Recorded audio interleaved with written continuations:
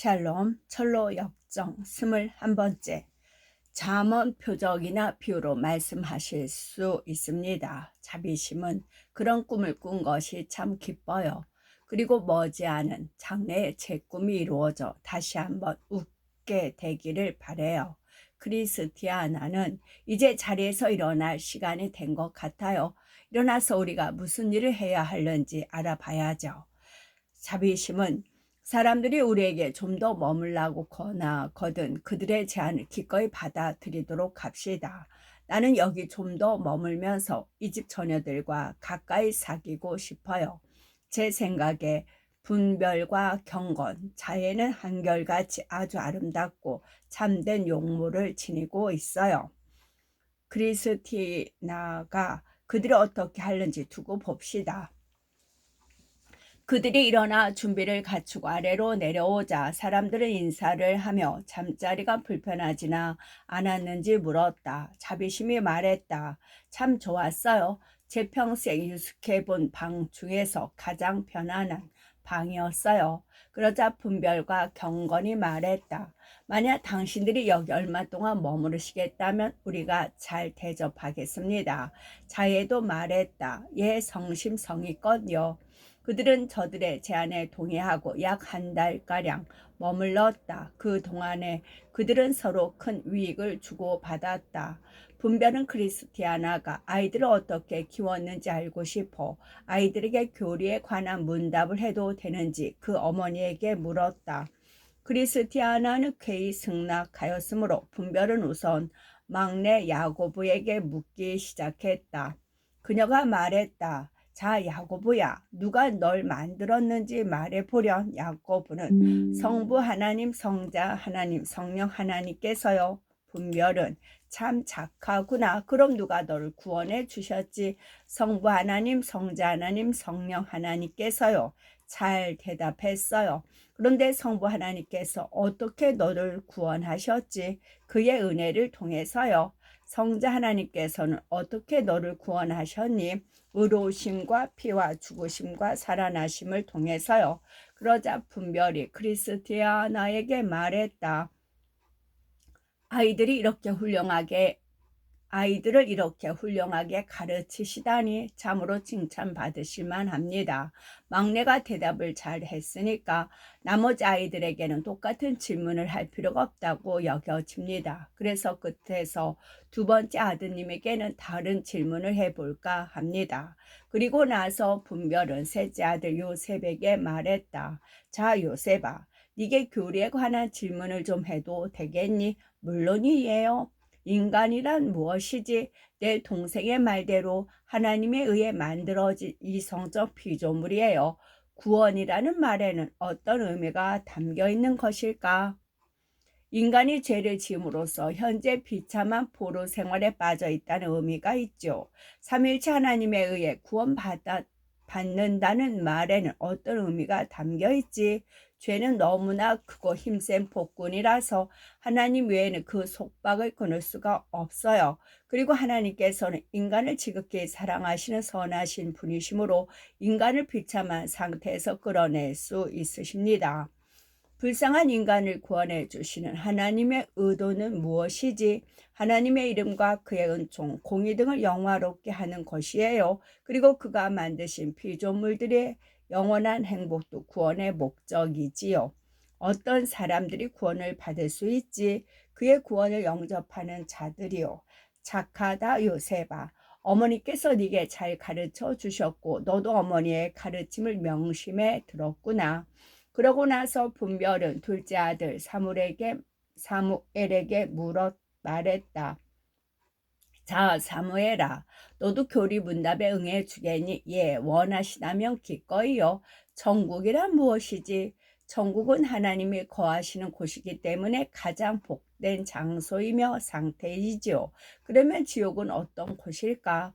거기는 죄와 마귀와 죽음이 거하는 곳이기 때문에 가장 무시무시한 장소이며 상태예요. 예, 너는 천국에 가고자 하는 거니? 왜 너는 천국에 가고자 하는 거니? 첫째는 하나님을 뵙고 아무 근심 없이 그를 섬기기 위해서고요. 둘째는 그리스도를 뵙고 영원히 그를 사랑하기 위해서고요. 셋째는 여기서는 결코 누릴 수 없었던 성령의 충만함을 얻기 위해서지요. 참 착하구나. 그리고 잘 배웠다. 그 다음에 분별은 아들인 마태에게 말했다. 자, 마태야, 네게도 교리 문답을 할 수 있겠니? 기꺼이 응하겠어요. 그러면 묻겠는데 하나님이 존재하시기 전에 무엇이 있었으리라고 생각하니? 아니에요. 하나님께서는 영원하셔요. 그래서 우주가 창조되기 시작하던 전날 이전에는 하나님 외에 아무것도 없었어요. 그는 엿새 동안에 여호와께서 하늘과 땅과 바다와 그 가운데 모든 것을 만드셨습니다. 성경에 대해서는 어떻게 생각하니? 성경은 거룩한 하나님의 말씀이에요. 거기 쓰여진 말씀 중에 네가 이해하지 못하는 말씀은 없니? 있어요. 아주 많이. 그러면 이해하지 못하는 대목이 나올 때는 어떻게 하지? 저는 하나님께서 저보다 더 지혜로우시다고 생각해요. 그래서 제게 유익이 될 만한 부분은 제가 다 이해할 수 있게 깨우쳐 달라고 하나님께 기도하지요. 죽은 사람이 부활한다는 걸 믿니? 나는 땅에 묻혔던 사람들이 다른 사람이 아닌 바로 그 사람 자신으로 다시 살 것을 믿어요. 그리고 본성은 같되 썩지는 않는 몸으로 부활할 것도 믿어요. 제가 부활을 믿는 데는 두 가지 이유가 있어요. 첫째는 하나님께서 약속하셨기 때문이고요. 두 번째는 부활시키는 능력이 하나님께 있기 때문이지요. 그러자 분별이 소년들에게 말했다. 잘들 했어요. 하지만 여러분은 계속해서 어머니 말씀을 잘 들어야 해요. 어머니께는 배울 게 많거든. 그리고 다른 사람들이 들려주는 좋은 말씀에도 열심히 귀를 기울여야 해요. 그분들은 모두 여러분이 잘 되라고 말씀하시는 것이니까 또 천지 만물이 가르쳐 주는 것도 주의 깊게 관찰해야 해요. 그렇지만 특히 깊이 묵상하고 배워야 하는 것은 여러분의 아버지를 순례자가 되게 만들었던 그 책이에요. 여러분이 여기 있는 동안 나도 가능한 한 여러분을 가르칠 거니까 신앙심을 북돋우는 문제로 질문할 일이 있으면 언제나 찾아와요.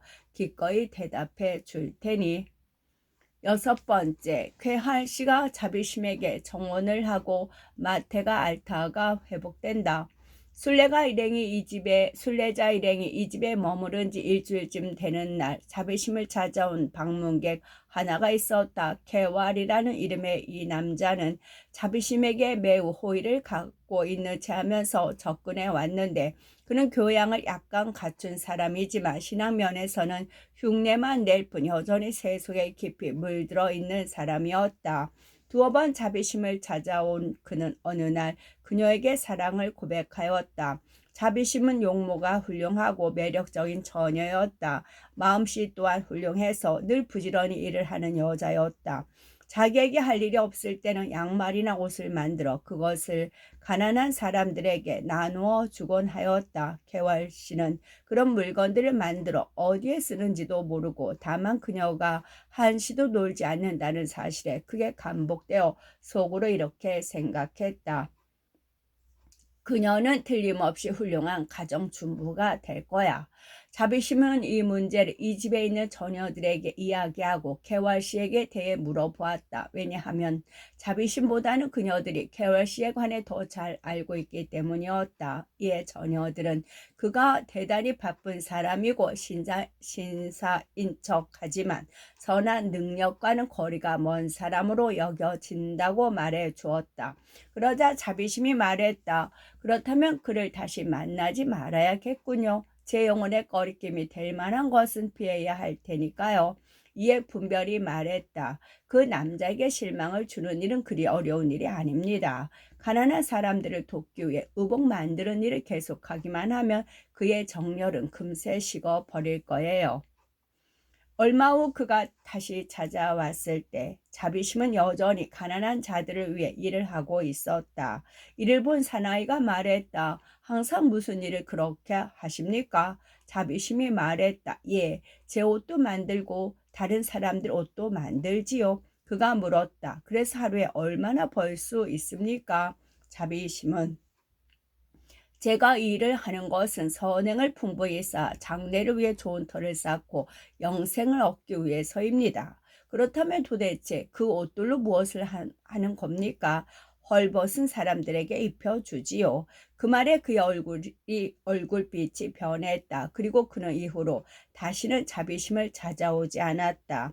그는 사람들로부터 왜 그 아가씨와 발을 끊었느냐는 질문을 받자 그는 자비심이 어여쁜 아가씨이기는 하나 정신 상태가 올바르지 못한 여자라고 대답했다. 그가 떠나자 분별이 자비심에게 말했다. 개활씨가 곧 당신을 버릴 거라고 제가 말했죠. 예, 그는 틀림없이 사람들에게 당신에 대한 험담을 퍼뜨리고 다닐 거예요. 그는 신앙을 가진 척하고 자비심을 살아가는 것처럼 보이지만 당신과 그는 성격이 전혀 달라서 함께 화합할 수 없다고 믿어져요. 아무에게도 말을 안 했지만 예전에도 저는 청혼을 여러 번 받았지요. 그 남자들도 제 성품에 대해서는 아무 허물도 발견하지 못했지만 제 마음의 상태를 좋아하지 않았어요. 그래서 그들은 저와 결합할 수 없었지요. 분별은 지금 시대의 자비심이라는 건 이름뿐이지 별로 소중히 여겨지지 않아요. 당신과 같은 정신으로 계속해서 자비를 실천해 나가는 사람은 참으로 드물어요. 자비심은 만약 아무도 날 맞이하지 않는다면 저는 평생 전유로 살다 죽든지 아니면 내 정신을 남편으로 모시고 살겠어요. 전 결코 제 본성을 바꿀 수 없으니까요. 이런 면에서 저와 성질이 어긋나는 사람은 죽을 때까지 결코 남편으로 삼지 않겠어요. 저한테 후덕이라는 이름의 언니가 한 분 있는데 그는 쾌활 씨처럼 야비한 사람과 결혼을 했어요. 그런데 언니가 결혼 후에도 예전처럼 가난한 사람들에게 친절을 베풀자 그 남편은 공공연하게 언니에게 욕설을 퍼붓더니 기어코 언니를 내쫓고 말았지요. 분별은 그러면서도 그 남자는 틀림없이 신자임내 했겠죠. 예, 그랬어요. 지금 세상에는 그런 사람들이 가득 차 있지요. 하지만 저는 그런 사람들 질색이에요. 그때 크리스티아나의 맏아들 마테가 알아눕게 되었다. 배가 아프다고 하는데 고통이 얼마나 심한지 마테는 때때로 배를 움켜쥐고 온 방을 대굴대굴 굴렀다. 마침 거기서 얼마 떨어지지 않은 곳에 명의로 소문난 늙은 의사 한 분이 살고 있었는데 그의 이름은 노련 씨였다. 크리스티나의 요청에 따라 사람들이 그 의사를 부르자 그가 곧 달려왔다. 방 안으로 들어가 잠시 소년을 살펴본 의사는 그가 배탈이 났다고 결론을 내렸다. 그리고 나서 의사는 아이 어머니에게 말했다. 마태가 최근에 무슨 음식을 먹었습니까? 크리스티아나가 말했다. 음식이라니요? 건강에 좋은 음식 외에는 먹은 것이 없는데요. 의사가 대답했다. 이 아이가 무언가 소화되지 않는 음식을 몰래 먹었나 보군요. 어떤 조치를 취하지 않으면 안 되겠어요. 내가 말씀드리는데 이 아이는 위장을 씻어내지 않으면 죽고 말 겁니다. 그러자 사무엘이 말했다. 엄마, 왜 이 길 입구에 있는 문을 걸어오다가 형이 무언가 따먹은 거 있잖아요. 엄마도 생각나겠지만 길 왼편 그러니까 담장 뒤편에 과수원이 있는데 담장 밖으로 뻗어나와 있는 가수나무 열매들을 형이 따서 먹었어요. 아, 맞아 얘야. 마태가 정말 그거 따서 먹었지. 못된 녀석 같으니 내가 야단치는데도 듣지 않고 다 먹었어. 노련 씨는 무언가 좋지 않은 음식을 먹은 줄 짐작했지요. 그 음식, 다시 말해 그 과일은 세상에서 가장 해로운 음식이에요. 바로 바알세불의 과수원 열매랍니다. 그걸 먹고 죽은 자들이 많은데 왜 아무도 당신에게 주의를 시키지 않았는지 이상하군요. 그러자 크리스티아나는 눈물을 흘리면서 말했다. 아, 못된 녀석. 그리고 이 어미도 나쁘지. 그렇게 주의가 부족하다니. 선생님, 애를 살리려면 어떻게 해야 하지요? 자, 너무 상심하지 마십시오. 구토설사를 하고 나면 괜찮을 것 같으니까요. 제발 선생님, 치료비는 얼마든지 드릴 테니 최선을 다해 치료해 주세요. 자, 약이 잘 들었으면 좋겠는데. 그러고 나서 의사는 아이에게 설사약을 먹였으나 너무 효과가 약해 소용이 없었다. 그 약은 염소의 피와 암염소의 재 그리고 우술초를 약간 섞어 만든 것이라 했다. 설사약이 너무 약한 것을 깨달은 노련신은 또 다른 약을 지어 아이에게 주었다. 그 약은 그리스도의 피와 살로 만든 약이었다. 독자들도 아시다시피 의사들이란 이상한 약들을 환자에게 준다. 이 알약에는 또한 한두 가지의 약속과 적당량의 소금도 들어갔다. 이 약은 한 번 세 알을 먹는데 금식하면서 회개의 눈물 한 호흡에 타서 마시도록 되어 있었다. 약을 만들어 마타에게 먹이려 했으나 그는 복통으로 살이 찢어지는 것 같으면서도 약을 먹기 싫어했다. 의사는 말했다. 자, 어서 이 약을 먹어야 한다. 소녀는 말했다. 약을 보기만 해도 배가 뒤틀려요. 어머니가 말했다. 내가 이 약을 꼭 너에게 먹이고 말 거다. 소년이 말했다. 다시 토해내게 될걸요. 크리스티아나가 노련 씨에게 말했다. 선생님, 그 약 맛이 어떻습니까? 의사가 말했다. 나쁘지 않습니다. 이 말을 들은 크리스티아나는 약 하나를 혀끝에 대봤다. 그러고는 말했다. 아, 마태야, 이 약은 꿀보다 더 달구나. 네가 만약 이 엄마를 사랑하고 네 동생들을 사랑하고 자비심 누나를 사랑하고 네 생명을 사랑한다면 제발 이 약을 먹어라. 그리하여 심하게 법석을 떨던 아이는 약 위에 하나님의 축복이 내리시도록 짤막한 기도를 드린 다음에 약을 먹었다. 약은 즉각 효험을 나타냈다. 아이는 설사와 구토를 하고 난 뒤 고참이 들어 편히 쉬었다. 체온도 정상으로 돌아오고 호흡도 고르게 되어 복통은 완전히 가시게 되었다.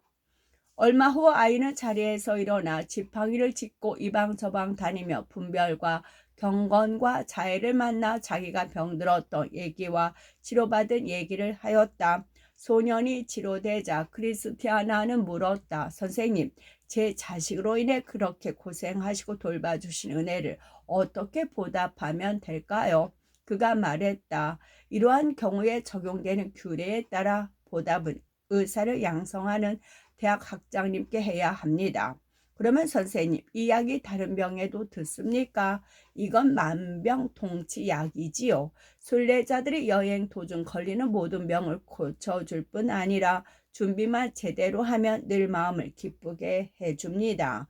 그럼 선생님, 이 약을 제게 12광만 만들어 주세요. 이 약만 있으면 다른 약은 먹을 필요가 없을 테니까요. 이 약은 병에 걸렸을 때 치료를 해주기도 하지만 병을 예방하는 데도 좋은 효과가 있지요. 예, 제가 단언하건대 이 약은 올바로 사용하기만 하면 영원히 살 수도 있습니다. 그러나 선하신 크리스티아나 부인, 이 약을 처방대로 먹어야지 달리 복용했다가는 아무 효험도 못 볼 겁니다.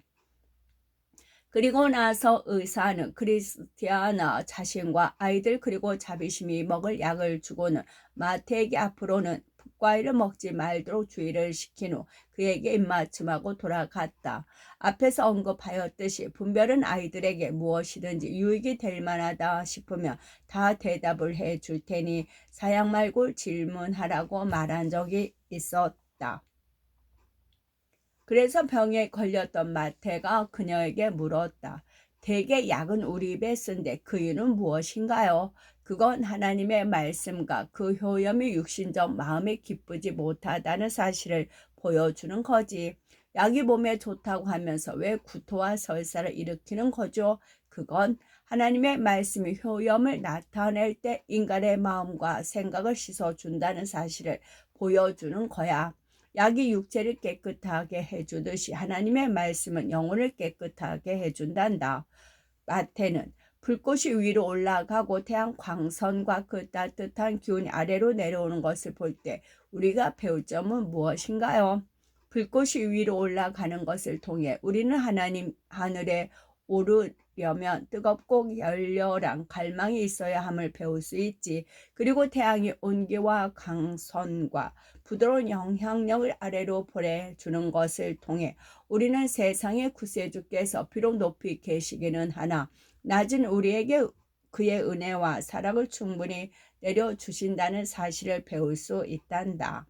구름은 수분을 어디서 얻지요? 바다로부터 얻지. 우리는 거기서 무엇을 배울 수 있나요? 성직자들은 그들의 교리를 하나님으로부터 받아야 한다는 거지. 구름은 왜 땅 위에 자신을 쏟아붓나요? 성직자들은 하나님에 관해 알고 있는 것을 모두 세상에 전해야 한다는 것을 보여주기 위해서야. 태양에 의해 무지개가 생기는 이유는 뭐죠? 그건 하나님의 은혜의 언약이 그리스도 안에서 우리에게 확실히 이행되는 것을 보여주기 위해서야. 바닷물이 육지로 스며들어와 샘이 되어 나오는 이유는 뭐예요? 하나님의 은혜가 그리스도의 몸을 통해 우리에게 임하시는 것을 보여주기 위해서지. 어떤 샘은 높은 산 꼭대기에서 솟아 나오는데 그건 무슨 이유지요? 이는 은혜의 영이 낮고 전한 사람들 안에서 솟아날 뿐 아니라 높고 권세 있는 사람들 안에서도 솟아난다는 사실을 보여주기 위해서야. 왜 불꽃은 초의 심지에 꼭 붙어 있지요? 그건 은혜가 마음에 불을 붙이지 않으면 우리 안에 진정한 생명의 빛이 있을 수 없음을 보여주기 위해서야. 펠리컨 새는 왜 제 주둥이로 자기 가슴을 쫓곤 하죠? 그것은 자기 피로 새끼들을 먹여 살리기 위해서지. 이를 통해 우리는 복되신 그리스도께서 그의 자녀들을 지극히 사랑하사 자기 피로 그들을 죽음에서 구원해 내셨음을 배워야 해. 수탉이 우는 소리를 듣고 무엇을 배울 수 있나요? 베드로의 죄와 그의 회개를 기억할 줄 알아야 해. 또한 수탉이 우는 것은 날이 밝아온다는 것을 보여주지. 우리는 수탉의 울음소리를 들을 때 무시무시한 최후의 심판날이 오고 있음을 새삼 명심해야 돼. 그럭저럭 한 달이 지나갔다. 크리스티나 일행은 길을 다시 떠나는 것이 좋겠다는 의사를 그 집 사람들에게 밝혔다. 그때 요셉이 그의 어머니에게 말했다. 해석자님 집에 연락해 담대 아저씨를 보내주셔서 우리를 끝까지 보호해 주시로 요청하는 거 잊지 않으셨겠죠? 그녀가 말했다. 착한 애구나. 하마터면 내가 잊을 뻔했다. 그리하여 크리스티아나는 정원서를 한 장 써서 이를 문지긴 경계시에게 가지고 갔다. 그는 경계시에게 적당한 사람을 통해 편지를 그의 좋은 친구인 해석자에게 전해달라고 부탁했다. 해석자는 크리스티아나가 보낸 정원서를 받아보고는 심부름꾼에게 말했다. 내가 그를 보내주겠다고 이르시오. 크리스티아나 일행이 다시 길을 떠나고자 함을 알게 된 이 집 사람들은 함께 모여 이렇게 유익한 손님들을 보내주신 왕께 감사를 돌렸다. 그리고 나서 그들은 크리스티나에게 말했다. 순례자들에게 의뢰 구경시켜 드리는 것이 있는데 지금 구경하지 않으시겠습니까? 길을 가면서 그에 관해 묵상을 할 수 있을 것입니다. 이리하여 그들은 크리스티아나와 아이들과 자비심을 벽장으로 데리고 가서 사과 하나를 보여주었다. 그 사과는 하와가 먹고 그 남편에게도 주었다가 둘 다 낙원에서 쫓겨났던 문제의 열매였다. 그들은 크리스티아나에게 열매를 보니 무슨 생각이 드느냐고 물었다. 크리스티아나가 대답했다. 이것이 음식인지 독인지 분간할 수가 없네요. 그러자 사람들은 그녀에게 과일에 관한 이야기를 해주었다. 크리스티아나는 두 손을 올리며 놀라워했다. 그리고 나서 사람들은 그녀를 다른 곳으로 데리고 가 야곱의 사닥다리를 보여주었다. 바로 그때 몇몇 전사들이 그 사닥다리를 오르고 있었다. 크리스티아나는 천사들의 오르는 모습을 눈여겨보았고 다른 일행들도 그리하였다. 사람들이 일행을 다른 곳으로 데리고 가 새로운 것을 보여주려고 했으나 야고보가 그의 어머니에게 졸랐다. 이 광경이 너무나 신기해요. 그러니 좀 더 구경하자고 부탁하세요. 그리하여 다시 돌아선 그들은 이 즐거운 광경을 홀린 듯이 바라보았다. 다음에 일행은 황금의 덫에 걸려있는 장소로 인도되었다. 사람들은 크리스티아나에게 그 닻을 내리라고 명하고는 말했다. 이것을 가지고 가십시오. 이 닻은 당신들이 거센 풍랑을 만날 때 성전 휘장 안에 넣어두고 견고히 견딜 수 있기 때문에 아주 필요한 것입니다. 이에 일행은 크게 기뻐하였다. 그리고 나서 사람들은 그들을 데리고 우리의 조상 아브라함의 아들 이삭을 제물로 드리고자 했던 산으로 올라갔다. 거기서 그들은 오늘날까지 잘 보존되어 남아있는 제단과 나무, 불과 밭을 구경하였다. 이를 보자 그들은 두 손을 지켜 들고 찬양하며 말했다. 아브라함은 우리 주인을 극진히 사랑하고 자신을 철저히 부인한 사람이로다. 이런 것들을 다 구경시키고 나서 분별은 일행을 식당으로 데리고 갔다. 거기에는 훌륭한 풍금이 한대 놓여 있었는데 분별은 그것을 연주하면서 지금까지 크리스티아나 일행에게 보여주었던 것을 다음과 같이 아름다운 노래로 바꾸어 불렀다. 하와의 사과를 당신들께 보였으니 이를 깨닫고 삼가세요. 천사들이 오르내리는 야곱의 사닥다리도 보았고 닷도 보았지요. 그러나 여기서 만족하지는 마세요. 아브라함처럼 가장 사랑하는 것을 제물로 바치기 전까지는요. 이때 밖에서 누가 문을 두드렸다. 문지기가 문을 열고 보니 담대시가 있었다. 그가 방 안으로 들어오자 모두들 기뻐 어쩔 줄을 몰랐다. 이는 얼마 전 그가 늙은 거인 곧 피 흘리는 잔인을 죽이고 사자로부터 그들을 구해준 일이 새삼 생각났기 때문이었다. 담대시는 크리스티아나와 자비심에게 말했다. 제 주인님께서 두 분께 따로따로 포도주 한 병과 볶은 곡식 얼마와 석류 한 쌍을 보내주셨어요. 그리고 아이들에게는 무화과 열매와 건포들을 보내셨고요. 이것들로 여행 중에 피로를 풀라고 하셨어요. 그들이 다시 여행을 떠나기 시작하자 분별과 경건이 그들을 배웅해 주었다. 문까지 나온 크리스티아나는 문지기에게 최근에 그곳을 지나간 사람이 있는지 물었다. 문지기가 대답했다. 얼마 전에 한 사람이 지나갔을 뿐 그 외에는 없어요. 그런데 그가 내게 말하기를 당신들이 가려고 하는 왕의 대로에는 최근에 큰 강도 사건이 있었다고 합니다. 그러나 그의 말에 의하면 강도들은 체포되었고 곧 생사를 가름하는 재판을 받게 될 것이라고 했어요. 이 말을 듣고 크리스티나와 자비심은 두려움에 사로잡혔지만 마태는 말했다. 엄마, 담대 아저씨가 우리 안내자로 함께 가시니까 걱정할 거 없어요. 그러고 나서 크리스티아나가 문지기에게 말했다. 선생님, 저희가 여기 온 이후로 보여준 모든 친절은 어떻게 보답해야 할지 모르겠어요. 변변치 못한 것이지만 당신께 대한 존경의 표시니 받아주십시오. 이 말과 함께 그녀는 천사 모양의 금조각 하나를 그의 손에 쥐어 주었다. 문지기는 그녀에게 허리를 굽혀 절하면서 말했다. 당신의 의복은 항상 희고 당신의 머리에는 기름이 끊어지지 않기를 바랍니다. 그리고 자비심 양도 죽지 않고 살아서 많은 일을 하시길 빕니다. 그리고 나서 그는 소년들에게 말했다. 너희는 소년 시절의 욕심을 버리고 정중하며 슬기로운 자들과 함께 경건을 따르도록 해라. 그러면 너희 어머니의 마음을 기쁠 것이요 너희가 모든 분별 있는 사람들로부터 칭찬을 받을 것이다. 그들은 문지기에게 감사의 인사를 하고 길을 떠났다. 7번째, 순례 자들이 겸손의 골짜기와 사망의 음침한 골짜기를 지난다.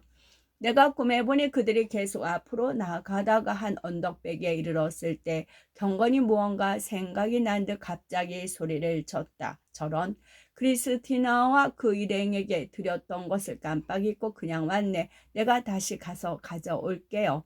그러고 나서 그녀는 물건을 가지러 돌아갔다. 그녀가 가고 없는 사이에 크리스티아나는 길 오른쪽 조금 떨어진 숲으로부터 지극히 기이하고도 감미로운 음악 소리가 흘러나오는 것을 들었다. 그 노래 가사는 다음과 같았다. 내 평생의 주님의 은총이 숨김없이 내게 나타났네. 그러므로 주님의 집이 영원토록 내 저소가 되겠네. 그녀가 다시 귀를 기울여 듣자 다음과 같이 화답하는 소리가 들렸다. 아무렴 주 우리 하나님은 선하시니 그의 자비는 영원토록 확실하네. 그의 진리는 항상 굳게 서 있어 세세토록 보존되겠네. 크리스티아나는 누가 이 신기한 노래를 부르느냐고 분별에게 물었다. 분별이 말했다. 저 노래는 우리나라의 새들이 부르는 것입니다. 하지만 새들이 항상 저 노래를 부르는 것은 아니지요. 그들은 꽃이 피고 햇빛이 따뜻하게 비치는 봄에만 노래를 부르는데 그 때에는 이 노래 소리를 하루 종일 들을 수 있답니다.